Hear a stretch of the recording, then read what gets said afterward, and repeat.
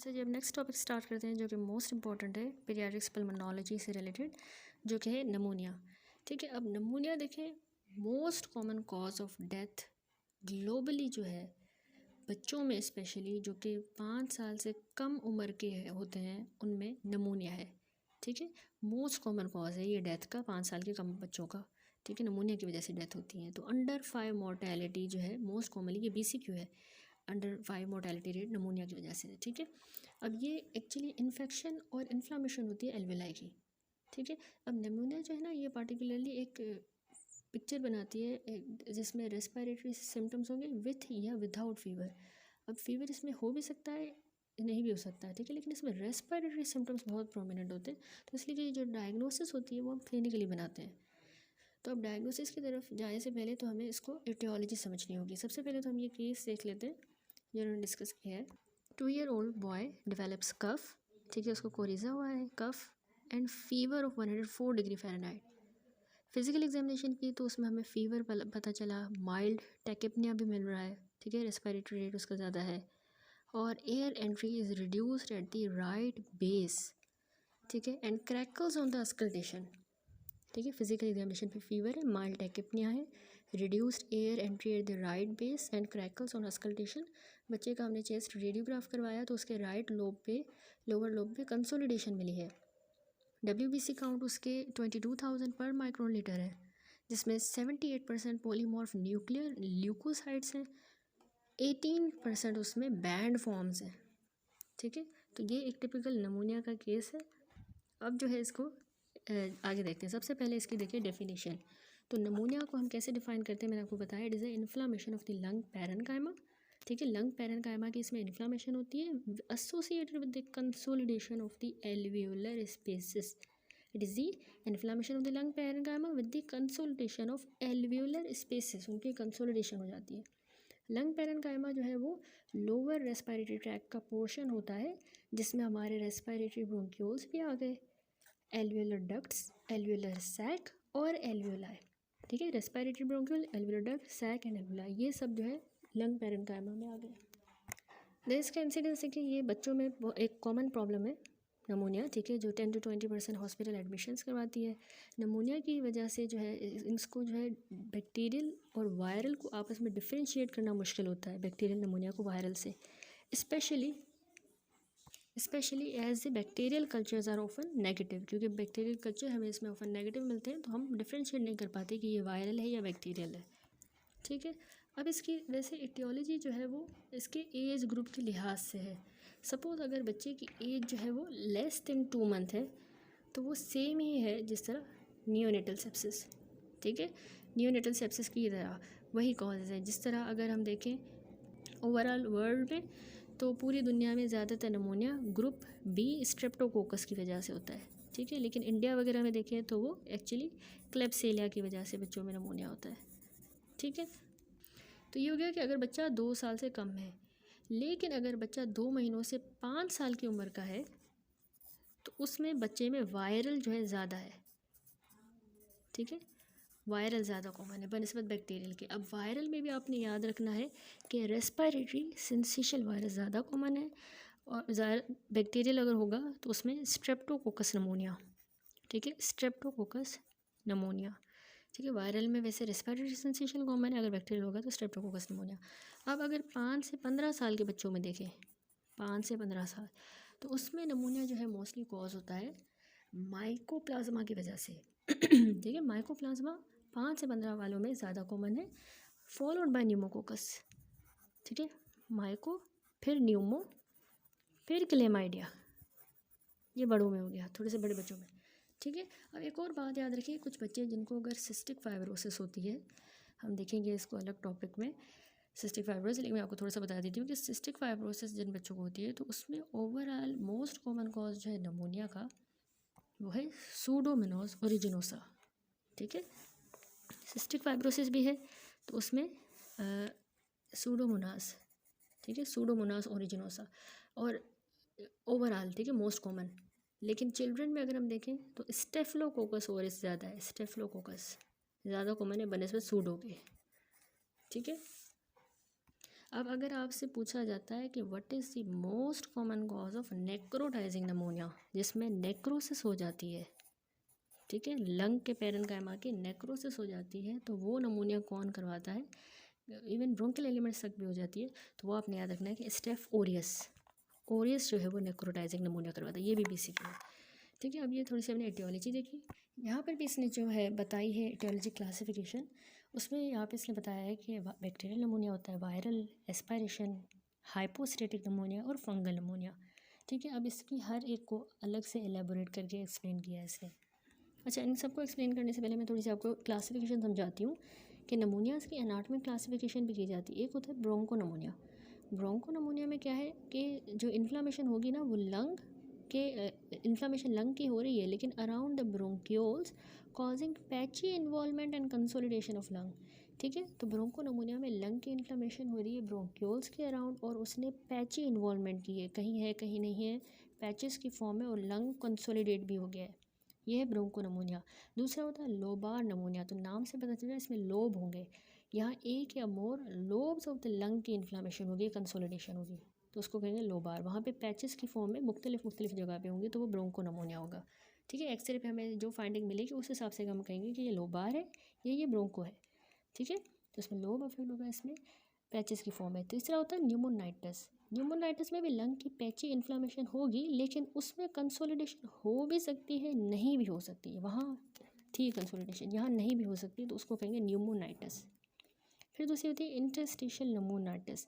Interstitial pneumonitis में interstitial tissue की inflammation हुई है, जो किस चीज़ का बना हुआ है, walls of the alveoli, alveolar sac, duct and bronchioles, ठीक है। एल्वेलर सैक, एल्वेलाई की वॉल, उसकी डक्ट्स और ब्रोंक्यूल्स का ही बना होता है ना हमारा इंटरस्टिशियल टिश्यू, तो उसके इन्फ्लामेशन को हम कहेंगे कि ये इंटरस्टिशियल नमोनिया है, वो इन्फ्लेम हुआ है ये सारे से। तो ये भी एक एनाटॉमिक क्लासिफिकेशन है, ब्रोंको नमोनिया, लोबार, न्यूमोनाइटिस या इंटरस्टिशियल नमोनिया। तो हम पैथोजन देख रहे थे कि नमोनिया बैक्टीरियल भी हो सकती है, ये तो एनाटॉमिक क्लासिफिकेशन है। एग्जाम में एटियोलॉजी कहेगा तो हम कहेंगे bacterial, viral, aspiration, hypostatic, fungal. तो अब जो है सबसे पहले हम डिटेल में देखते हैं बैक्टीरियल नमोनिया। अच्छा, बैक्टीरियल नमोनिया जो है उसमें फॉलोइंग ऑर्गेनिजम्स जो है नमोनिया करवाते हैं वेरियस एज में।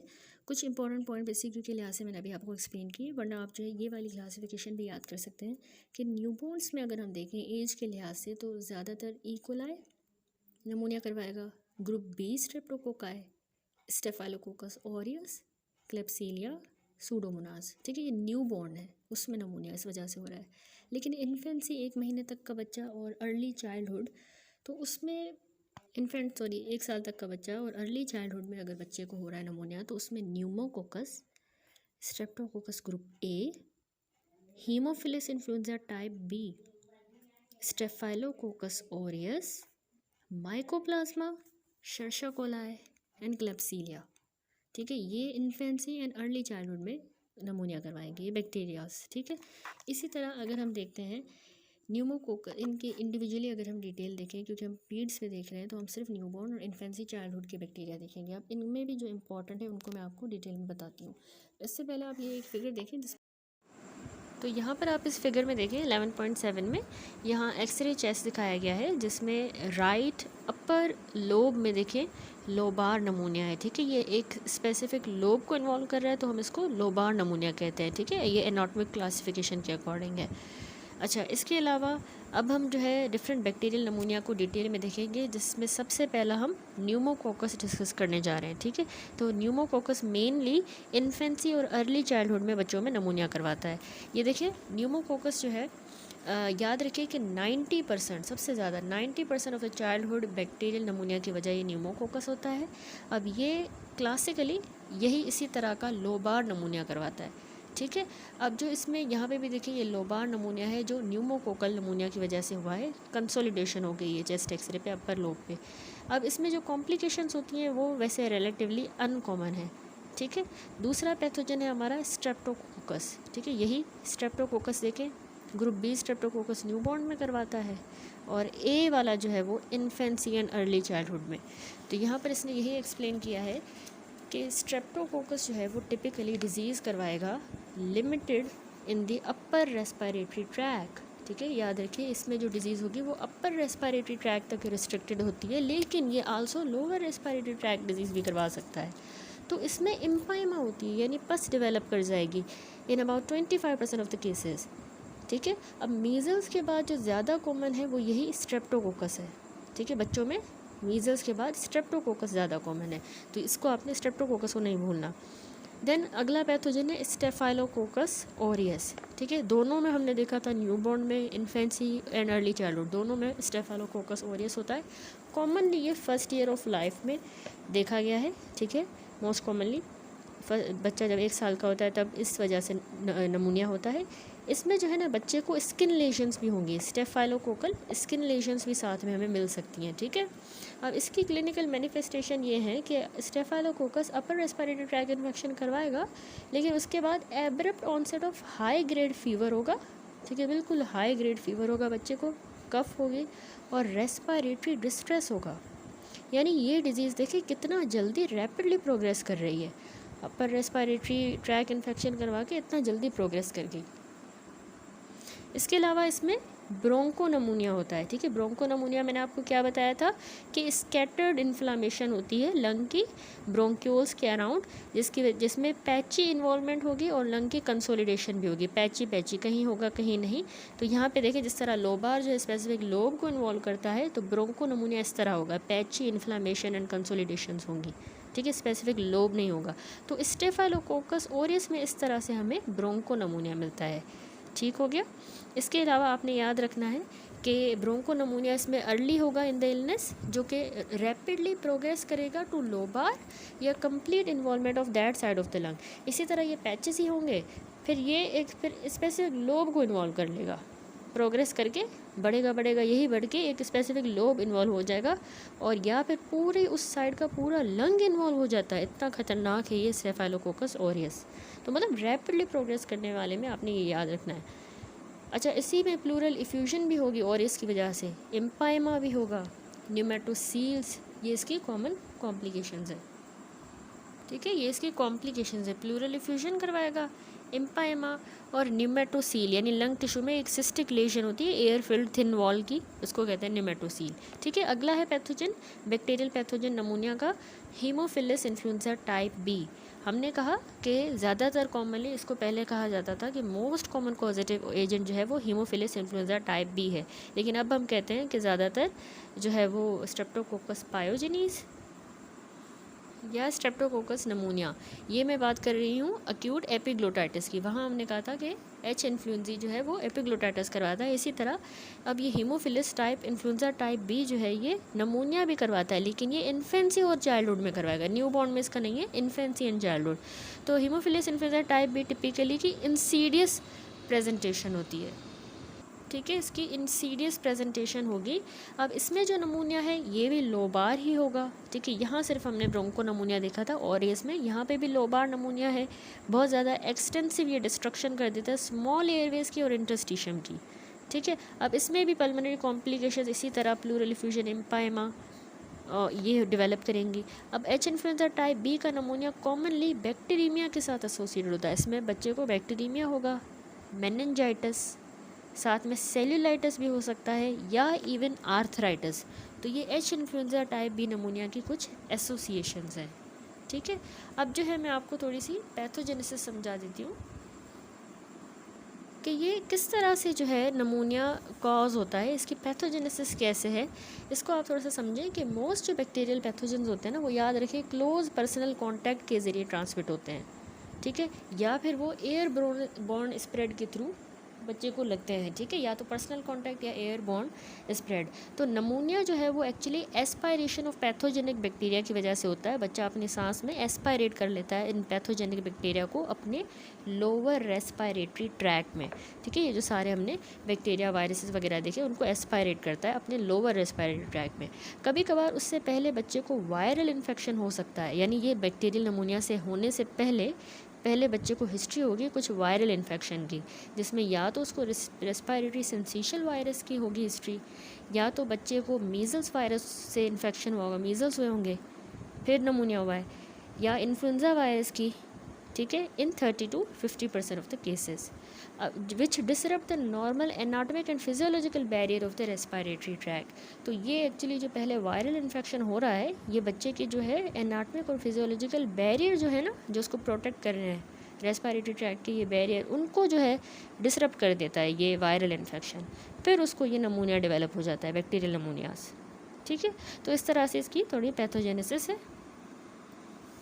अच्छा, एक बात याद रखें, अगर हम ऑर्गेनिज्म के लिहाज से भी क्लासीफाई करते हैं ना, तो उसमें वायरल जो है प्रीडोमिनेंटली इन्फेंट और चिल्ड्रन में होता है वायरल नमूनिया। ठीक है, लेस देन 5 ईयर वालों में मोर कॉमन, मैंने आपको बताया रेस्पिरेटरी सिंसिशियल वायरस। और अगर नॉन वायरल देखें 5 साल से बड़े बच्चों में, तो उनमें ये बैक्टीरियल, फंगल, एस्पायरेशन नमूनिया, प्रोटोजोअल नमूनिया जिसमें माइकोप्लाज्मा, न्यूमोसिस्टिस कार्नी ये आ जाते हैं। ठीक है, अब अगर मैं इन्फेक्शियस नमूनिया को एज के लिहाज से क्लासीफाई करती हूँ, तो वो जो क्लासिफिकेशन मैंने आपको समझाई थी कि 1 महीने से अगर छोटा बच्चा है तो आप याद रखें कि उसमें जो है ग्रुप बी स्ट्रेप्टोकोकाई इन्वॉल्व होंगे। ठीक है, लेस देन 1 मंथ से अगर बच्चा सपोज 1 मंथ से अगर छोटा है तो उसमें ग्रुप बी स्ट्रेप्टोकोकाई इसको नमूनिया करवा रहा है। ठीक है, या फिर इसको ई कोलाई की वजह से नमूनिया हुआ है। लेकिन अगर बच्चा 1 से 6 माह के दरमियान है तो उसको स्ट्रेप्टोकोकस नमूनी, ठीक है, या स्टेफाइलोकोकस ओरियस, ठीक है, या एच इन्फ्लुएंजी। ठीक है, एच इन्फ्लुएंजा, स्टेफाइलोकोकस ओरियस या स्ट्रेप्टोकोकस नमूनिया 1 से 6 साल के बच्चे को नमूनिया करवाएगा। लेकिन 6 से लेके 5 साल का अगर बच्चा है तो उसमें स्ट्रेप्टोकोकस नमूनिया यही same, staphylococcus Orius same, H influenza same. ठीक है, 1 से 6, 6 से 5 सेम ही है।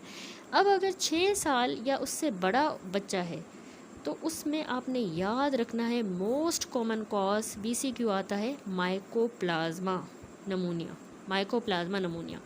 ठीक है, इसके अलावा क्लेमाइडिया, इसके अलावा Streptococcus pneumoniae most common bacterial cause, Streptococcus pneumoniae ये मोस्ट कॉमन बैक्टीरियल, वरना 6 साल से बड़ों में फंगल जो है ना माइकोप्लाज्मा नमूनी ये ज़्यादा कॉमन है। ठीक है, तो ये नमूनिया की हो गई इन्फेक्शियस नमूनिया की क्लासिफिकेशन एज के लिहाज से। बाकी मैंने आपको बताई ऑर्गेनिज्म के लिहाज से viral, bacterial, fungal, aspiration, protozoal, और एक और मैंने आपको बताई थी एनाटॉमिक, जिसमें ब्रोंको नमूनिया होता है। ब्रोंको में इन्फ्लामेशन लंग की ब्रोंक्योल्स के अराउंड होती है, पैची किस्म की। दूसरा लोबार नमूनिया होता है जिसमें कंसोलिडेशन 1 और मोर लोब्स की हो जाती है। और तीसरा होता है इंटरस्टिशियल नमूनिया जिसमें interstitial tissue containing the wall of alveoli वो इन्फ्लेम हो जाता है। ठीक है, अब थोड़ी सी हम क्लिनिकल फाइंडिंग्स पे आ जाते हैं। बच्चे को नमूनिया हुआ है, किस तरह से बच्चा प्रेजेंट करेगा, क्या उसमें क्लिनिकल फाइंडिंग्स हमें मिलती हैं। तो जनरली अगर हम बात करें, there is frequently a preceding upper respiratory tract infection. मैंने बताया ना, बच्चों को नमूनिया से पहले हिस्ट्री होगी वायरल इन्फेक्शन की, अपर रेस्पिरेटरी ट्रैक इन्फेक्शन की हिस्ट्री रहेगी प्रीसीडिंग।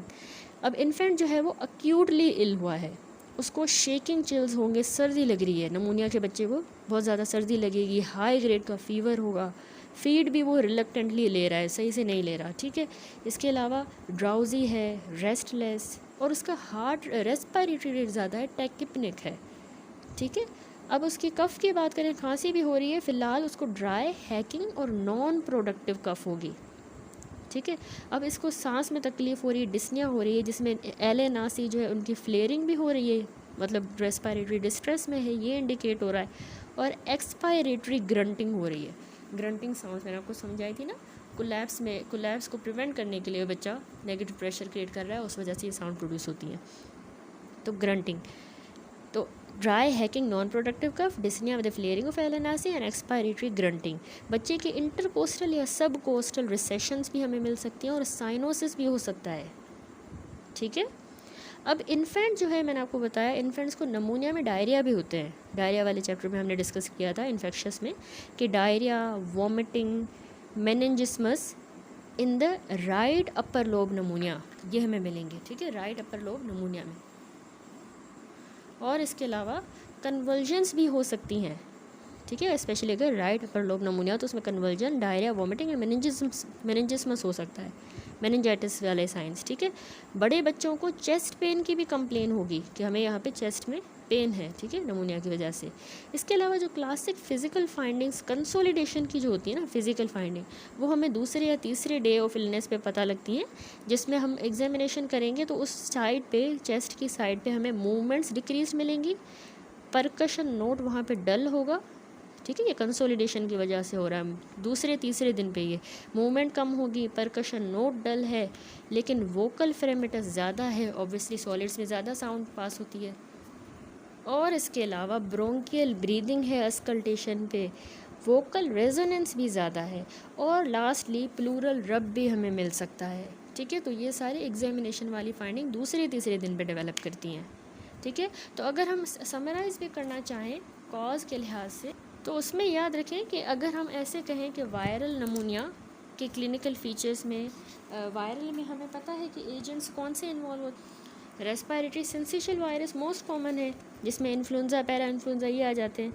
तो वायरल में बच्चे को लो ग्रेड का फीवर होगा, याद रखिए लो ग्रेड, ठीक है। उसका रेस्पिरेटरी रेट जो है वो ज़्यादा होगा, टैकिपनिक होगा, और उसको मोस्ट कॉमन मैनिफेस्टेशन यही है कि रेस्पिरेटरी रेट बढ़ेगा वायरल नमूनिया में। एग्जामिनेशन पे हमें सिर्फ उसमें क्रैकल्स और वीज मिलेंगे, ठीक है। दूसरा जो है मैंने आपको कहा बैक्टीरियल नमूनिया, अगर बैक्टीरियल होगा ना तो उसमें एजेंट जैसे मोस्ट कॉमन जो है स्ट्रेप्टोकोकस नमूनिया है, ठीक है। और एस ओरियस अगर होगा तो बहुत डेंजरस है, डेंजरस, लेकिन मोस्ट कॉमन स्ट्रेप्टोकोकस नमूनिया है।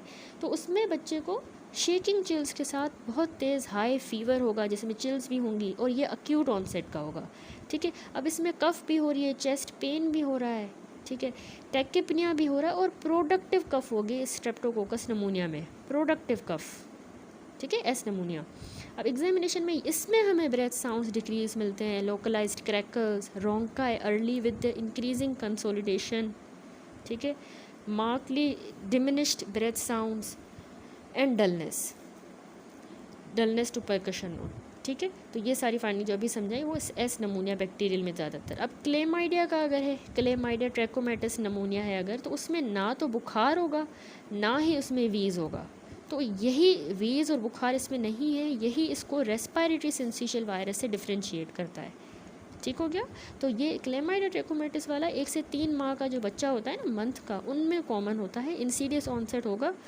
उनको बर्थ के टाइम पे आंखों में कंजक्टिवाइटिस हो सकती है, ये इसमें हमें फाइंडिंग मिल सकती है कि इसीलिए फिर उनको ये नमूनिया हुआ है, ठीक है, कंजक्टिवाइटिस बर्थ के टाइम पे।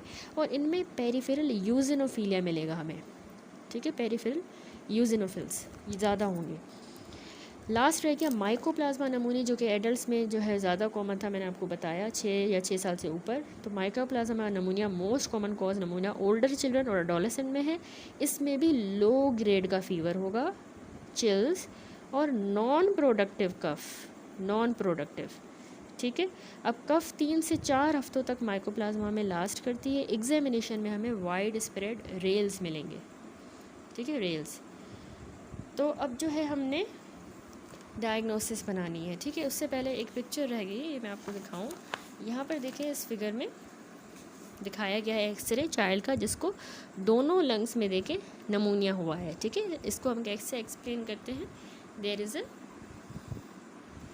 Non homogeneous opacity in the left lower and middle zone of the lung, ठीक है। नॉन होमोजेनस ओपेसिटी हमेशा या तो कंसोलिडेशन होगी या फिर वो होमोजेनस ओपेसिटी अगर होगी तो वो हमेशा या तो कोलैप्स होगा या फिर वो प्लूरल इफ्यूजन होगा, ठीक है। और यहाँ पे ये लेकिन नॉन होमोजेनस होता है, कंसोलिडेशन हमेशा नॉन होमोजेनस होगा, ठीक है। थोड़ा ब्लैक ब्लैक भी है, थोड़ा वाइट वाइट, तो नॉन होमोजेनस। अच्छा, दूसरी फिगर जहाँ पे देखें, अच्छा इसमें जो है इन्होंने दिखाया है chest x-ray, left sided pneumonia है, ठीक है, non homogeneous opacity in the left lower middle and upper zone of the lung, entire left lung, ठीक है। अब हम डायग्नोस करेंगे नमूनिया को। अच्छा, अब डायग्नोसिस जो होती है ना, ये क्लिनिकल फीचर्स की बेसिस पे बेस्ड होती है, ठीक है, लेकिन इसको हम मतलब क्लिनिकली ही डायग्नोस करते हैं। तो क्लिनिकली ही जो है डायग्नोसिस बनाई जाती है इसकी नमूनिया की। अब WHO और IMNCI के अकॉर्डिंग मैं आपको डायग्नोसिस बताती हूँ नमूनिया की, ठीक है। WHO की जो है डायग्नोसिस, उसमें न्यूनेट्स और 2 मंथ ऑफ एज तक के बच्चों की अलग डायग्नोसिस होती है, ठीक है। इसके अलावा लेस दैन 2 मंथ जो है न्यूरोलॉजी में हमने डिस्कस किया है। 2 months to 5 years of age जो है उनको हम किस तरह से डायग्नोस करेंगे नमूनिया, इसमें देखिए क्लिनिकली डायग्नोस करना होता है 2 मंथ से 5 साल तक के बच्चों को। अब उसमें क्या होगा, बच्चों में या तो अगर कोई भी बच्चा है, अगर उस बच्चे को मतलब कोई भी बच्चा है जिसकी एज 2 महीनों से 5 साल तक के दरमियान है, उसको फीवर है या कफ है, रेस्पिरेटरी फीचर है कोई, ठीक है, तो उसको दूसरा कि अगर बच्चे को टेकिपनिया है, ठीक है, उसका रेस्पिरेटरी रेट ज़्यादा है या उसको चेस्ट इनड्राइंग हो रही है तो वो नमूनिया है, ठीक है। देखिए फीवर या कफ जो है वो मैंडेटरी नहीं है, या तो उसको टेकिपनिया हो रहा है या फिर उसको चेस्ट इनड्राइंग हो रही है, एनी ऑफ द टू, तो वो नमूनिया है। तो फीवर और कफ मैंडेटरी नहीं है, आइदर ऑफ देम, अगर कोई रेस्पिरेटरी फीचर जो है ना वो होना चाहिए, ठीक है। अगर बच्चे को आइदर टेकिपनिया है, एज जो है इनएप्रोप्रिएट ब्रीदिंग, या फिर उसको जो है चेस्ट इनड्रॉइंग हो रही है, ठीक है, रिट्रैक्शंस हो रही हैं, चेस्ट रिट्रैक्शन, तो हम कहेंगे कि बच्चे को नमूनिया है, ठीक है। तो फिब्राइल चाइल्ड या जिसको रेस्पिरेटरी इलनेस है और वो बच्चा टेकिपनिया या चेस्ट इनड्राइंग के साथ प्रेजेंट करता है तो हम एज्यूम करते हैं कि इसको नमूनिया है अनटिल प्रूवन अदरवाइज, ठीक है। ये फर्स्ट कैटेगरी हुई। दूसरी कैटेगरी है कि अगर बच्चे को मतलब फीवर है या कफ या रेस्पिरेटरी डिस्ट्रेस है और उसको एनी डेंजर साइन है, ठीक है, एनी डेंजर साइन है, तो हम उसको कहेंगे सीवियर नमूनिया। तो सीवियर नमूनिया को हम वेरी सीवियर डिजीज़ भी कहते हैं, ठीक है। तो इस तरह से जो है हम डायग्नोसिस बनाते हैं। इसमें था 2 to 5 years of child having fever या कफ, और उसको या तो टेकिपनिया या चेस्ट इनड्राइंग है तो नमूनिया है, या एनी डेंजर साइन है तो वो सीवियर नमूनिया है, ठीक है। अब जो चीज़ें हमें अच्छी तरह से याद रखनी है वो है कि हम टेकिपनिया को कैसे डिफ़ाइन करते हैं, ठीक है।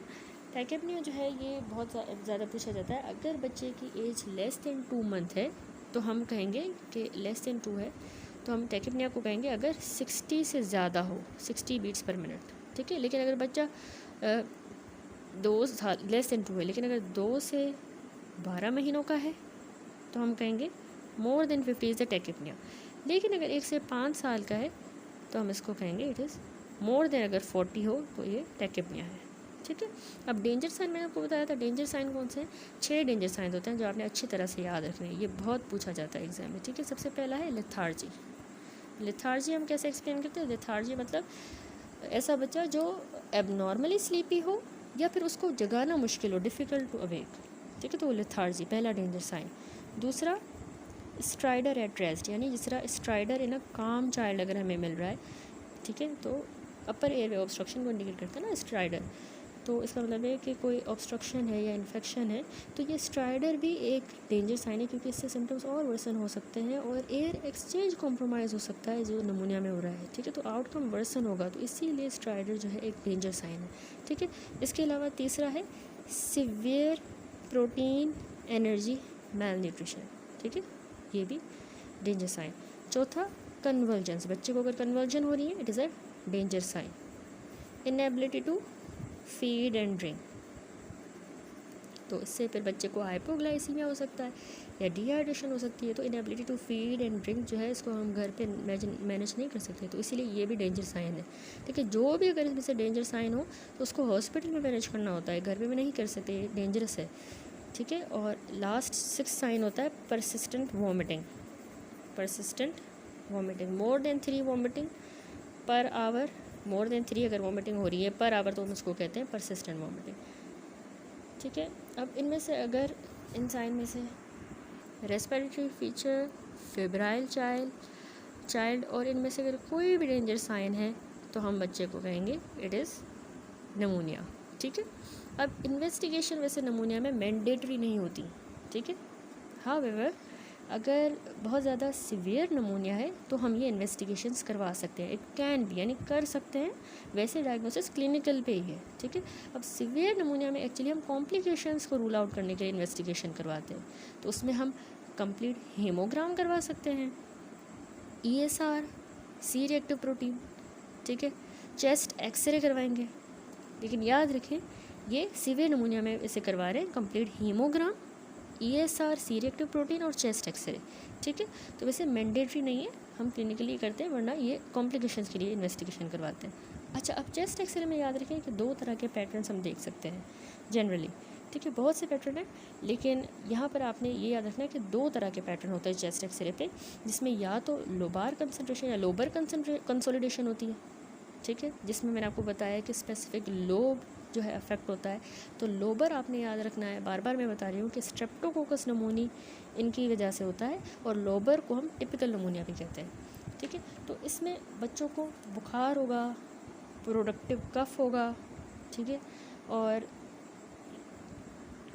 इस प्रोडक्टिव कफ फीवर होगी और लोकलाइज्ड लोबर कंसोलिडेशन होगी, ठीक है। कभी कभार ब्रोंको कंसोलिडेशन भी हो सकती है, इसको हम वैसे टिपिकल नमूनिया कहते हैं, ठीक है। तो lobar consolidation is a typical pneumonia. लेकिन दूसरी जो चेस्ट एक्सरे फाइंडिंग होती है वो होती है इंटरस्टिशियल इन्फिल्ट्रेशन। इंटरस्टिशियल इन्फिल्ट्रेट जो है वो प्रीडोमिनेंटली पेरीहाइलर एरियाज़ में होती है, ठीक है। जो हाइलम होते हैं ना, दोनों बायलेटरल पेरीहाइलर एरियाज़ में इंटरस्टिशियल इन्फिल्ट्रेट मिलते हैं। एक चेस्ट एक्सरे की फाइंडिंग होती है लोबार कंसोलिडेशन, दूसरी इंटरस्टिशियल इन्फिल्ट्रेट। अब जब भी इंटरस्टिशियल इन्फिल्ट्रेट्स होंगे ना, उसमें आपने याद रखना है, आपने सोचना है एटिपिकल ऑर्गेनिजम्स के लिए, क्योंकि इंटरस्टिशियल इन्फिल्ट्रेट्स हमें एटिपिकल में मिलता है, जिस तरह माइकोप्लाज्मा में और क्लेमाइडिया या फिर में। तो उसमें एटिपिकल फीचर्स होंगे, एटिपिकल नमूनिया करवाएगा, जिसमें लो फीवर होगा, ड्राई कफ होगी और नो लोबार या ब्रोंको नमूनिया। तो ये एटिपिकल फीचर्स जो है इंटरस्टिशियल इन्फिल्ट्रेशन में मिलेंगे, ठीक है। तो ये 2 तरह के पैटर्न होते हैं जो कि हमें चेस्ट एक्सरे पे मिल सकते हैं, ठीक है। तो अगर मैं आपको पिक्चर में दिखाऊं, यहाँ पर हमने फिगर में देखा था कि एक अपर राइट लोब इन्वॉल्व हुआ है, ठीक है। तो लोबार नमूने इस तरह से, लेकिन जिस तरह यहाँ पर जो है यहाँ पर अगर आप देखो तो बहुत सारे छोटे छोटे से जो है इन्फिल्ट्रेट्स मिल रहे हैं, स्पेशली पेरीहाइलर एरिया पे। तो ये इंटरस्टिशियल नमूनिया है, ठीक है। बहुत सारी सी छोटी छोटी सी कंसोलिडेशंस मिल रही है, तो इस तरह से इंटरस्टिशियल है। जबकि यहाँ पे स्पेसिफिक लोब को इन्वॉल्व करो तो ये लोबार नमूनिया। तो ये टिपिकल नमूनिया है, प्रोडक्टिव होगा, फीवर होगा हाई ग्रेड, ठीक है। ब्रोंको नमूनिया लोबार मिल सकता है।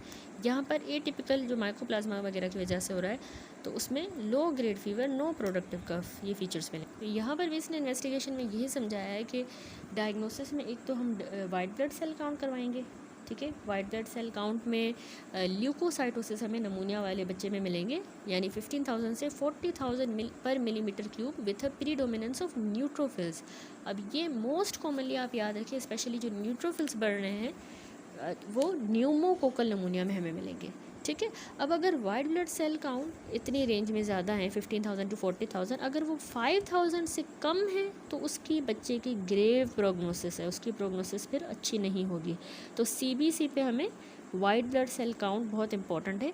अच्छा, इसके अलावा मैं अगर आपको बताऊं, अगर वायरस है, वायरल नमूनिया है, तो उसमें वाइट ब्लड सेल काउंट 20,000 से कम होता है, 20,000 सेल्स पर मिलीमीटर क्यूब, और उसमें फिर लिम्फोसाइट्स ज़्यादा होंगे अगर वायरल होगा। अगर वो बैक्टीरियल है तो उसमें यही न्यूट्रोफिल्स ज़्यादा होंगे और वो 20,000 से काउंट ज़्यादा होगा, बड़ा हुआ होगा। लिम्फोसाइट प्रीडोमिनेंट 20 से कम तो वो वायरल है, 20 से ज़्यादा है सेल्स तो न्यूट्रोफिल ज़्यादा है तो वो बैक्टीरियल है। और अगर पेरिफेरल यूजिनोफिलिया मिल रहा है, मैंने आपको अभी बताया, तो वो क्लेमाइडिया होगा। और माइकोप्लाज्मा में जो है CBC में हमें इंडिकेट नहीं होता, ठीक है। इसी तरह अगली इन्वेस्टिगेशन में हम चेस्ट एक्सरे करवाते हैं। अब वायरस होगा, पहले तो वायरस का बताऊं। अच्छा, पहले तो देखें कि न्यूमोकोकल नमूनिया अगर है, बैक्टीरिया है, तो उसमें एक्सरे क्लासिकली हमें लोबार नमूनिया शो करेगा, जिसमें ग्रॉस कंसोलिडेशन होगी। बैक्टीरिया में अक्सर लोबार ही मिलेगा, ठीक है। ऑरियस में सिर्फ जो है हमें मिल रहा था ब्रोंको नमूनिया। तो वायरल अगर होगा तो उसमें इंटरस्टिशियल इन्फिल्ट्रेट्स मिलेंगे, ठीक है। इसी तरह माइकोप्लाज्मा में भी बायलेटरल दोनों जो है डिफ्यूज़ इन्फिल्ट्रेट्स मिलेंगे। क्लेमाइडिया में भी इंटरस्टिशियल इन्फिल्ट्रेट, जो चेस्ट एक्सरे फाइंडिंग मैंने आपको अभी समझाई। लेकिन बैक्टीरियल में एक स्पेसिफिक लोब इन्वॉल्व होता है, ठीक है। देन आ जाए ब्लड कल्चर। अच्छा, ब्लड कल्चर भी करवाई जाती है इन्वेस्टिगेशन। ग्राम स्टेनिंग जो है, बलगम अगर प्रोडक्टिव कफ है तो बच्चे के स्पूटम का ओल्डर चिल्ड्रन में हम ग्राम स्टेन करवाते हैं। प्लूरल फ्लूइड की भी एग्जामिनेशन कर सकते हैं अगर प्रेजेंट है। ASO टाइटर, एंटी स्ट्रेप्टोलाइजन O टाइटर हम स्ट्रेप्टोकोकल नमूनिया के केस में करवाएंगे, ठीक है, ASO टाइटर। और लास्टली TB को रूल आउट करने के लिए ट्यूबरकुलिन स्किन टेस्ट किया जाएगा, ठीक है। तो ये इसमें हुई। और डेफिनेटिव डायग्नोसिस में क्लेमाइडिया जो है, क्लेमाइडिया के एक स्पेसिफिक टेस्ट होता है DFA sorry, direct fluorescent antibody test, DFA, ठीक है। वो एक्चुअली इसमें हमें कंजक्टाइवा के सेल्स की स्टेनिंग या नेज़ोफेरिंक्स के सेल्स की स्टेनिंग मिलती है, ठीक है। और माइकोप्लाज्मा के लिए डेफिनेटिव डायग्नोसिस में हम elevation of serum IgM titres हमें माइकोप्लाज्मा में एलिवेटेड मिलते हैं, ठीक है। अब आ जाए कुछ बहुत ही इंपॉर्टेंट कॉम्प्लिकेशंस ऑफ नमूनिया पे। तो मोस्ट कॉमन जो नमूनिया के कॉम्प्लिकेशन जो आपने अच्छी तरह से याद रखनी है वो है पैरानमोनिक इफ्यूजन, ठीक है, पैरानमोनिक इफ्यूजन। इसका मतलब है कि फ्लूइड जो है वो प्लूरल स्पेस में कलेक्ट हो रहा है एडजेसेंट टू नमोनिक पैच, ठीक है, जहाँ पे नमूनिया हुई है उसके साथ ही फ्लूइड एक्यूमुलेट हो गया है, ठीक है, प्लूरल स्पेस के अंदर फ्लूइड एक्यूमुलेट हुआ है। और ये मोस्ट कॉमन कॉम्प्लिकेशन है और इसको जो है किसी चीज़ की ज़रूरत नहीं होती, एंटीबायोटिक देंगे तो ये खुद ही रिजॉल्व हो जाता है। दूसरी कॉम्प्लिकेशन होती है एम्पाइमा। एम्पाइमा का मतलब होता है पस आ जाए इन द। अच्छा, एम्पाइमा जो है आपने याद रखना है, 2 साल से छोटा बच्चा है तो स्टेफ ओरियस की वजह से होता है एम्पाइमा, ठीक है, SOS अगर छोटा है, लेस देन 2 ईयर्स। लेकिन ये मोस्ट कॉमनली पूछा जाता है कि लेस देन 2 ईयर्स में एम्पाइमा किससे होती है, कॉज पीछे भी हम डिस्कस करके आए, तो स्टेफ ओरियस। ऊपर बच्चा है 2 ईयर से तो स्ट्रेप्टोकोकस नमूनी, पायोजेनेस और मिक्स कल्चर मिल सकता है, लेकिन बेसिकली में लेस देन 2 ईयर का पूछा जाता है तो उसको ओरियस, ठीक है। इसके अलावा निमेटोसील मैंने आपको बताया ना, ये भी एक कॉम्प्लिकेशन है। ये actually air filled cystic cavity lung parenchyma में बन जाती है, तो ये टिपिकली स्टेफ ओरियस के इन्फेक्शन में बनती है। इसके अलावा क्लेप्सिला के इन्फेक्शन में भी हमें मिल सकती हैं। नॉन इन्फेक्शियस स्टेट जैसे कैरोसिन पॉइजनिंग में भी ये बन सकती है, लेकिन मोस्ट कॉमन वजह इसकी स्टेफ ओरियस है, ठीक है। स्टेफ ओरियस जो है निमेटोसील की मोस्ट कॉमन वजह है। अच्छा, इसके अलावा ये पिक्चर देखिए, इसमें राइट अपर लोब में एक एयर फिल्ड कैविटी है जिसको हम कहते हैं निमेटोसील। तो बच्चा जो है ये नमूनिया की पूरी पिक्चर प्रेजेंट करेगा, फीवर होगा उसको, इस तरह से। अगर राइट अपर लोब पे हमें चेस्ट एक्सरे पे कैविटी मिलती है तो ये निमेटोसील है। और निमेटोसील है क्या? Thin walled cavity that develop in the lung during the course of bacterial pneumonia, ठीक है। इसकी कॉम्प्लिकेशन है मोस्ट कॉमन, आप याद रखें ओरियस में वैसे ज़्यादा कॉमन है। यहाँ पे इसने स्टेफाइलोकोकस नमूनिया लिखा है। तो ये सारी जो है कॉम्प्लिकेशन है जो नमूनिया से रिलेटेड है बच्चों में, ठीक है। न्यूमोथोरिक्स भी है, निमेटोसील यही एयर फिल्ड कैविटी है। इसके अलावा जिसमें आपने बताना मोस्ट कॉमन स्टेफाइलोकोकस ओरियस की जैसे, फिर क्लेप्सिला, और उसके बाद जो है निमेटोसील की वजह कैरोसिन पॉइजनिंग। ARDS, ठीक है। ARDS के अलावा बच्चों में अगली कॉम्प्लिकेशन नमूनिया की septic shock, multiple organ dysfunction, MODS, pulmonary haemorrhage, ठीक है। ये अच्छी तरह से याद रखनी है कि ये सारी नमूनिया की कॉम्प्लिकेशंस हैं बच्चों में। एम्पाइमा वगैरह ये हमने देखा कि ये भी लंग एब्सेस एम्पाइमा। अच्छा, यहाँ पर इसने कहा है कि एम्पाइमा फ्रीक्वेंटली एस ओरियस की वजह से होता है, एस नमूनिया एंड एस पायोजेनिस। अच्छा, अब आ जाए ट्रीटमेंट पे। अच्छा, एक बात याद रखें, अगर बच्चे को ना तो टेकिपनिया हो रहा है, ना ही बच्चे को चेस्ट इनड्रॉइंग हो रही है, ना ही कोई डेंजर साइन हमें मिल रहा है, तो इसका मतलब है नमूनिया नहीं है। आप बच्चे को कोई एंटीबायोटिक नहीं दोगे। फीवर अगर है तो उसके लिए सिर्फ आप उसको ओरल पैरासीटामोल दे दो 10 to 15 milligram per kg per day के हिसाब से, ठीक है। तो बच्चों में पैरासीटामोल का डोज आप कितना देते हो, स्पेशली कोविड वगैरह में, ना कि कोविड, बाकी डिजीज़ में भी आपने बच्चों को 10 to 15 mg milligram per kg के हिसाब से देना होता है पैरासीटामोल, ठीक है। और ये तो नमूनिया नहीं है, फीवर है तो आपने बस पैरासीटामोल दिया, ठीक है। अब अगर बच्चे को नमूनिया जिस तरह अभी हमने डिस्क्राइब किया, तो उसमें हम बच्चे को ओरल एंटीबायोटिक देते हैं, जिसमें ड्रग ऑफ चॉइस आपने याद रखनी है ओरल एमॉक्सिसिलिन। कितनी देनी होती है oral amoxicillin? 80 milligram per kg body weight के साथ, पर kg बॉडी वेट, ठीक है, पर डे। तो 2 डिवाइडेड डोजेस में देना होता है, 2 डिवाइडेड डोज में, तो 40 सुबह, 40 मिलीग्राम शाम पे आपने बच्चे को देनी है ओरल एमॉक्सिसिलिन, और ये 3 से 5 दिन तक देनी है, ठीक है। तो 3 से 5 दिन तक याद रखिएगा। जो भी बच्चा ओरल एमॉक्सिसिलिन पे होता है उसको 48 आवर्स में रिव्यू करना होता है, 48 आवर्स में, ठीक है, रिव्यू करेंगे। अगर इम्प्रूव कर रहा है तो यही थेरेपी कंटिन्यू रखेंगे। अगर वर्सन हो गया तो बच्चे को हम हायर सेंटर की तरफ जो है रेफ़र करेंगे, ठीक है। तो रिव्यू बहुत ज़रूरी है। अच्छा, अब सिवियर नमूनिया है, सिवियर में याद रखिए फिर आईवी एंटीबायोटिक स्टार्ट करेंगे। आईवी में हम बच्चों को एम्पिसिलिन देते हैं प्लस जेंटामाइसिन, ठीक है, 5 दिनों तक। अब आप अगर प्राइमरी हेल्थ केयर सेंटर में सपोज करें बैठे हैं और आपने सिवियर नमूनिया का केस डायग्नोज किया है, तो उस केस में आप बच्चे को रेफ़र करोगे, लेकिन उसमें पहले आपने बच्चे को फर्स्ट डोज एंटीबायोटिक का देना है, फिर आप बच्चे को रेफ़र करोगे हॉस्पिटल की तरफ। लेकिन अब यहाँ पे कौन सा एंटीबायोटिक हम देंगे, तो उसमें याद रखें कि वहाँ पर इंट्रावीनस या इंट्रामस्कुलर जो है हम यूज़ कर सकते हैं, पैरेंट्रल, ठीक है, पीएचसीज़ में जिस तरह ये फैसिलिटी अवेलेबल होती है, मेडिकल ऑफिसर होते हैं, तो वरना फिर आप ओरल भी दे सकते हो। तो ओरल जो है उसमें जो बेस्ट है, एक ही डोज़ आपने बच्चे को देना है एंटीबायोटिक का और फिर आपने बच्चे को रेफ़र कर देना है, ठीक है। तो ओरल एंटीबायोटिक जैसे एम्पिसिलिन वगैरह पे आप दे सकते हो, लेकिन अगर ऐसा सिनेरियो नहीं है, मेडिकल ऑफिसर नहीं है, आईवी में आप नहीं दे सकते, तो आप वहाँ पे पहला डोज़ ओरल एंटीबायोटिक का दोगे। रेफरल से पहले जो आप एंटीबायोटिक का पहला डोज़ दे रहे हो वो उसमें एक डोज़ ही आपने देना है एंटीबायोटिक का बच्चे को, फिर बच्चे को आप हायर सेंटर की तरफ रेफ़र करोगे। ठीक हो गया। सपोर्टिव थेरेपी जो है फिर वो हॉस्पिटल में जाके स्टार्ट होगी, जिसमें स्टीम इनहेलेशन, फीवर कंट्रोल, अगर बच्चे को हाइपोक्सिया है तो उसको ऑक्सीजन दी जाएगी एंड एक्सेट्रा। तो ये वाली सारी चीज़ें वैसे एग्ज़ाम में पूछी नहीं जाएंगी। मैनेजमेंट बस यही है, और बाकी कलर कोडिंग भी है जो कि IMNCI में यूज़ होती है कि जिन बच्चों को नमूनिया नहीं है उसको हम ग्रीन कलर से इंडिकेट करते हैं, जिनको नमूनिया है तो हम उनको येलो कलर, और जिनको सिवियर नमूनिया है IMNCI के अकॉर्डिंग वो रेड कलर है, ठीक है। वो हम उस चैप्टर में डिस्कस करके आए हैं IMNCI वाले में। तो सिवियर नमूनिया से रिलेटेड एक केस डिस्कस करते हैं। 2 साल का बच्चा है, सपोज़ 11 kg उसका वज़न है, उसको मॉडरेट ग्रेड का फीवर है, कफ है, चेस्ट इनड्रॉइंग भी है, रेस्पिरेटरी रेट उसका 38 पर मिनट है। तो अब हमारी ऑप्टिमल मैनेजमेंट क्या होगी IMNCI के अकॉर्डिंग। तो अब हमने यहाँ पे देखना है कि यहाँ पे नमूनिया है या नहीं। तो यहाँ पे देखें आप, यहाँ पे इसको मॉडरेट ग्रेड का फीवर है और रेस्पिरेटरी सिम्टम्स भी हैं। तो हमने यहाँ पे क्या पढ़ा था कि any child between 2 months to 5 year, अगर हमने कहा था कि उसको फीवर है या उसको रेस्पिरेटरी कोई सिम्टम है, और अगर बच्चे को चेस्ट इनड्रॉइंग हो रही है या टैकिपनिया हो रहा है, तो हम उसको कहते हैं कि ये नमूनिया है।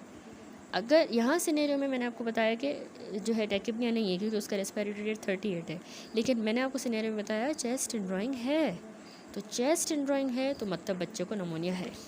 अब देखिए इसमें कोई डेंजर साइन है नहीं, सिनेरियो में कोई भी डेंजर साइन नहीं था, ठीक है, और वज़न भी इसका सही है 11 kg। तो इस बच्चे में हम क्या करेंगे ऑप्टिमल मैनेजमेंट, तो हम बच्चे को ओरल एंटीबायोटिक दे देंगे और उसको 48 आवर्स में रिव्यू करेंगे, ठीक है, स्टार्ट कर देंगे ओरल एंटीबायोटिक। ठीक हो गया। तो इस तरह से जो क्वेश्चंस भी आते हैं, BCQs भी आते हैं, तो अगर आपको गाइडलाइन पता नहीं होगी तो आप ये क्वेश्चंस नहीं कर पाओगे। तो यहाँ पे भी इसने ट्रीटमेंट में यही बताया कि सबसे पहले तो सपोर्टिव मैनेजमेंट है, बेड रेस्ट और गुड डाइट होनी चाहिए बच्चे की, ठीक है। ऑक्सीजन इनहेलेशन कितनी देनी है, 2 to 4 लीटर्स देनी है पर मिनट, ठीक है, 2 to 4 litre. Bed rest, good diet, oxygen inhalation, antipyretic fever को कम करने के लिए एंटीपायरेटिक, बच्चे को टैपिड वाटर देना है, टैपिड वाटर की स्पंजिंग भी करेंगे अगर उसका टेम्परेचर 103 डिग्री फ़ारेनहाइट से ज़्यादा है, तो बुखार को इस तरह से रिड्यूस करेंगे, एंटीपायरेटिक देंगे और स्पंजिंग करेंगे। अच्छा, एडिक्वेट फ्लूइड इनटेक भी हमने देना है क्योंकि बच्चे का इनसेंसिबल वाटर लॉस टैकिपनिया की वजह से हो रहा है, तो उसको हाइड्रेट करना है, ठीक है। तो मेन चीज़ें सपोर्टिव में हम बच्चे को हाइड्रेट कर रहे हैं, ठीक है, फ्लूइड्स दे रहे हैं, उसके antipyretics, oxygen inhalation, bed rest and good diet, और लास्ट में फिजियोथेरेपी भी है, ब्रीदिंग एक्सरसाइज ड्यूरिंग रिकवरी। अब स्पेसिफिक मैनेजमेंट में आ जाता है कि बैक्टीरियल का अलग है, वायरल का अलग, माइकोप्लाज्मा एंड क्लेमाइडिया का अलग। अच्छा, यहाँ पे इसने कहा है स्पेसिफिक एंटीबायोटिक हम पॉजिटिव एजेंट के अकॉर्डिंग देते हैं। 7 से 10 दिन तक बच्चे के एंटीबायोटिक चलेंगे, 2 से 3 हफ्तों तक। अगर वो स्टेफाइलोकोकस नमूनिया है तो ज़्यादा चलेंगे, 2-3 हफ्तों तक, ठीक है, ये ज़्यादा डेंजरस होता है। तो जब भी पॉसिबल हो थेरेपी जो है हम एंटीबायोटिक सेंसिटिविटी पैटर्न के अकॉर्डिंग गाइड करते हैं ऑफ द ऑर्गेनिज्म आइसोलेटेड। अगर हमारा न्यूमोकोकस आइसोलेट हुआ है कल्चर वगैरह करवाने के बाद, तो न्यूमोकोकस में benzyl penicillin first generation cephalosporin. Streptococcus है तो उसमें भी बेंजाइल पेनिसिलिन, या मैक्रोलाइड्स में एरिथ्रोमाइसिन, ठीक है, ये एंटीबायोटिक देंगे। स्टेफाइलोकोकस है जैसे ओरियस, तो उसमें फर्स्ट जनरेशन सेफेलोस्पोरिन जैसे क्लॉक्सासिलिन। एच इन्फ्लुएंजा में हम सेकंड या थर्ड जनरेशन सेफेलोस्पोरिन यूज़ करते हैं, जैसे क्लोरामफेनिकोल सेफेलोस्पोरिन या क्लोरामफेनिकोल। माइकोप्लाज्मा है तो उसमें एरिथ्रोमाइसिन, क्लेरिथ्रोमाइसिन। माइकोप्लाज्मा में हम देखें मैक्रोलाइड्स यूज़ कर रहे हैं। ई कोलाई में अमाइनोग्लाइकोसाइड जैसे जेंटामाइसिन, एमिकेसिन, ये ई कोलाई में अमाइनोग्लाइकोसाइड्स, ठीक है। तो इस तरह से जो है, वैसे बैक्टीरियल में हम जो है ज़्यादातर 7 से 10 दिनों तक एंटीबायोटिक देते हैं। स्टेफाइलो में यही बात 2-3 हफ्तों तक। माइल्ड केस है तो आउट पेशेंट ही ट्रीट करेंगे, और उसमें बेस्ट चॉइस होती है हमारी एमॉक्सिसिलिन, ठीक है। नमूनिया में एमॉक्सिसिलिन। अल्टरनेटिव है सेफिरॉक्सीन या ऑगमेंटिन। हॉस्पिटलाइज्ड अगर है, हॉस्पिटल में ट्रीट करना है बैक्टीरियल नमूनिया को, तो पैरेंटल सेफिरॉक्सीन देंगे, सेफेलोस्पोरिन सेफिरॉक्सीन। और वैनकोमाइसिन या क्लिंडामाइसिन अगर हम स्टेफ ओरियस सस्पेक्ट कर रहे हैं, ठीक है, वैनकोमाइसिन या क्लिंडामाइसिन। अच्छा, फिर आता है वायरल नमूनिया। तो वायरल नमूनिया में क्या होता है कि कंजर्वेटिव ट्रीटमेंट ही होता है। अगर वो रेस्पिरेटरी सिंसिशियल वायरस है तो उसमें याद रखें कि हम रीबा वायरन दे सकते हैं, ठीक है। रेस्पिरेटरी सिंसिशियल वायरस में रीबा वायरन, ठीक है, रीबा वायरन IRIN। एसाइक्लोविर अगर वेरिसेला की वजह से हुआ या हर्पिस की वजह से, तो हम एसाइक्लोविर भी वायरल नमूनिया में देते हैं। लास्ट रह गया माइकोप्लाज्मा और क्लेमाइडिया का नमूनिया, तो उसमें हमने एरिथ्रोमाइसिन और क्लेरिथ्रोमाइसिन ये मैक्रोलाइड्स देने होते हैं, ठीक है। एक और बात कि ट्यूबरकुलोसिस अगर है तो एंटी ट्यूबरकुलोस ड्रग देंगे। सूडोमोनास से क्लिप्सिलिया की वजह से हुआ है तो नोजोकोमल नमूनिया के लिए कॉमनली जो रेजिमेन है वो है मीरोपिनम, ठीक है। ये नोजोकोमल हॉस्पिटल एक्वायर्ड जो नमूनिया है, जैसे क्लेप्सिलिया या सूडोमोनास, उसमें meropenem 60 milligram per kg per day 3 divided dose में दी जाती है, या piperacillin tazobactam 240 to 300 milligram per kg per day in 3 to 4 divided doses, या फिर सेफिपीन विथ और विदाउट जेंटामाइसिन एंड वैनकोमाइसिन। तो ये है नोजोकोमल नमूनिया का ट्रीटमेंट, ठीक हो गया। तो सिंपल सा इसका ट्रीटमेंट था। अब जो है कॉम्प्लिकेशंस अगर हो गई हैं तो उसमें जैसे इम्पाइमा है उसको कैसे ट्रीट करें, एस्पायरेशन करेंगे, ड्रेनेज बाय एस्पायरेशन या चेस्ट इंट्यूबेशन। और अगर लंग एब्सेस हुई है तो उसमें उसकी बच्चे की पोस्चरल ड्रेनेज की जाएगी और फिजियोथेरेपी। एब्सेस में हम उसकी पोस्चरल ड्रेनेज एंड फिजियोथेरेपी करते हैं। इम्पाइमा के केस में उसको हम एस्पायरेट करेंगे, ड्रेन करेंगे बाय एस्पायरेशन या चेस्ट इंट्यूबेशन। नमूनिया की प्रोग्नोसिस वैसे बैक्टीरियल अगर है तो वो एडिक्वेटली रिकॉग्नाइज्ड होता है, मतलब अगर बैक्टीरियल नमूनिया एडिक्वेटली रिकॉग्नाइज और ट्रीट कर लिया है तो बच्चे का सर्वाइवल हाई है, अच्छा है। प्रिवेंशन यही है कि नमूनिया के इंसिडेंस को रिड्यूस करने के लिए बच्चों में वैक्सीनेशन करवाई जाए। न्यूमोकोकल कॉन्जुगेट वैक्सीन जो है नमूनिया की हॉस्पिटलाइजेशन रेट को कम करता है, तो न्यूमोकोकल कॉन्जुगेट वैक्सीन लगवाई जाए। सारी वैक्सीनेशन अप टू डेट होनी चाहिए वैसे। और इन्फ्लुएंजा की वैक्सीन भी बच्चों में रेकमेंड की जाती है, ठीक है। तो ये इसमें जो है डिटेल में हमने देखा ट्रीटमेंट। अब जो है आपने एक बात याद रखनी है कि कुछ वन लाइनर्स हैं कि अगर बच्चा है और उसको रिकरेंट नमूनिया होता है, ठीक है, कोई बच्चा है जिसको रिकरेंट नमूनिया भी हो रहा है और मेल एब्जॉर्प्शन भी है, तो वो उसको सिस्टिक फाइब्रोसिस है, ठीक है। रिकरेंट नमूनिया और मेल एब्जॉर्प्शन। अगर बच्चा है उसको रिकरेंट नमूनिया तो है, ठीक है, रिकरेंट नमूनिया तो है, लेकिन उसको या तो चाइल्ड है या एडल्ट है, उसको रिकरेंट नमूनिया है इन द सेम लंग या सेम लोब में, ठीक है, बच्ची है या बच्चा है, उसको राइट अपर लोब में सपोज नमूनिया है, कंसोलिडेशन हुई है राइट अपर लोब में, एंटीबायोटिक्स दिए वो ठीक हो गए, लेकिन 2 हफ्तों के बाद दोबारा उसको नमूनिया होता है जो कि सेम रीजन को ही इन्वॉल्व करता है, सेम कंसोलिडेशन हो रही है। तो अब इसमें आपने कौन सी इन्वेस्टिगेशन करवानी है, तो रिकरेंट नमूनिया में एक्चुअली आपने रूल आउट करना होता है कि अगर म्यूकस जो है वहाँ पे सही से ड्रेन कर रहा है, ठीक है, इन अदर वर्ड्स आपने वहाँ पे जो है bronchial obstruction of that particular segment के लिए भी नोट करना है, ठीक है। तो उसके लिए इन्वेस्टिगेशन जो हम करवाएंगे वो है ब्रोंकोस्कोपी, ठीक है, बच्ची की हम या बच्चे की ब्रोंकोस्कोपी करेंगे ताकि हम ब्रोंकियल ऑब्स्ट्रक्शन को रूल आउट करें, ब्रोंकियल पैथोलॉजी की, ठीक है। ये ब्रोंकियल ट्यूबरकुलोसिस हो सकता है, एप्लेजिया हो सकता है, हेमाटोमा, लिम्फ नोड हो सकता है जिसको कंप्रोस कर रहा है, या फंगल बॉल हो सकता है, तो बहुत सी वजूहत हो सकती है, ठीक है। अब एडल्ट्स में अगेन टीबी या लोकलाइज ऑब्स्ट्रक्शन वगैरह हो सकती है, तो इसलिए हम ब्रोंकोस्कोपी कहते हैं इस तरह के हर पेशेंट में, ठीक है, रिकरेंट नमूनिया हो रहा है।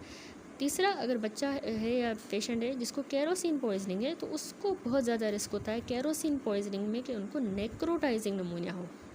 ठीक है, तो केरोसिन को हाइड्रोकार्बन या एलिफेटिक हाइड्रोकार्बन पॉइजनिंग कहा जाता है। इवन अगर बच्चे ने एस्पायरेट भी नहीं किया, अगर सिर्फ उसने इंजेस्ट किया है, लेकिन ये बहुत ज़्यादा वॉलेटाइल होता है केरोसिन, कि ये उसमें इसके फ्यूम्स जो हैं या इसके जो वेपर्स हैं ये बच्चे इनहेल कर लेता है। ठीक है, और उससे बच्चे में नेक्रोटाइजिंग नमूनिया हो जाता है। ठीक है, तो इसमें हम वैसे कंजर्वेटिव मैनेजमेंट करते हैं और केरोसिन पॉइजनिंग वाले बच्चों में कोई गैस्ट्रिक लवाश नहीं करना होता। ठीक है, वॉमिटिंग वगैरह नहीं। वैसे ये फोरेंसिक का पार्ट, फोरेंसिक मेडिसिन का, यहाँ पे जो है बस आप याद रखें कि केरोसिन पॉइजनिंग में नेक्रोटाइजिंग नमूनिया होता है। ठीक है, दैट्स इट। यहाँ पे जो हमारा चैप्टर का ये टॉपिक नमूनिया जो है डिटेल में हमने कंप्लीट किया। नेक्स्ट वीडियो से अगला टॉपिक प्लूरल इफ्यूजन स्टार्ट करेंगे।